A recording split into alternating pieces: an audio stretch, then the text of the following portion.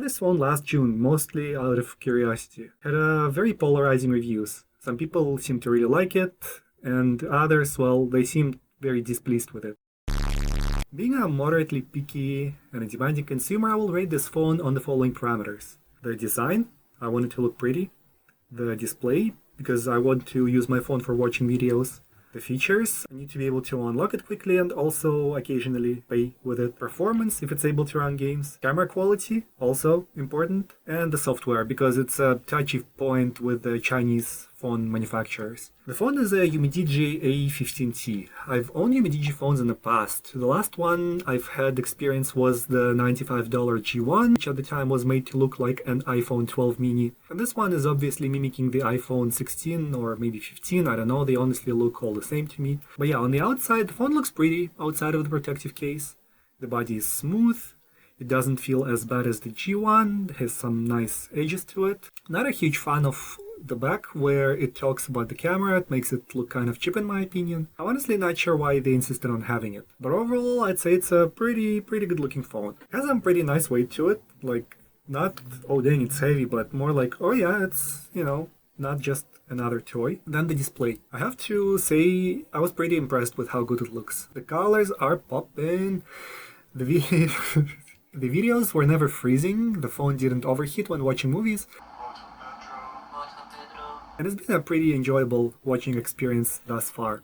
Not huge on smartphone gaming, but just for you, I have installed and played some games from both Google Play and their own app market, which I thought was neat because it doesn't require creating an account to download. Here you can see my experience with this racing game. It ran alright. No lagging, pretty smooth experience, but it didn't seem like the most hardware intensive game, so I also tried PUBG for the first time. I wasn't good at it, but the gameplay was totally acceptable from the performance standpoint. And thanks to my teammate and a few lucky shots, we managed to get first play regardless. Now for the features. First off, here are some basic specs. And just the basic things like face unlock and NFC. The fingerprint reader is located on the side, which I really liked. Fingerprint unlock works pretty well, but it did give me a hard time on registering the fingerprint. At some point it even told me to clean my finger. The phone was able to run Google Maps with no lags. Don't mind the directions because I decided instead of going to 7-Eleven to go to a gas station instead. NFC works like you'd expect it to. I bought this fine Snickers bar and just some gas station coffee with it. Also on a side note, what the Canada, $5 for a Snickers bar and a gas station coffee? Now, where I found this phone seriously lacking is the performance of the camera. Maybe I'm just spoiled, but I found it to be not that good. The stabilization was almost non-existent, color correction was pretty bad in dark spaces, and even though I don't really drink alcohol anymore, it reminded me of what it feels like to be severely hungover. I gotta say, when the anti-flicker feature is turned off, and when the video quality is set to 4K, it becomes, you know, sort of acceptable. I was going to take some more, but the side effects of coffee were kicking in, so I took a few more in a different location. The close-up shots look pretty decent, but the ones with the zoom aren't so great. The maximum zoom in the camera is an 8x. I also found that I had to disable the watermark off a few times after switching between the camera modes. But here is what the camera modes are that you have the option to use.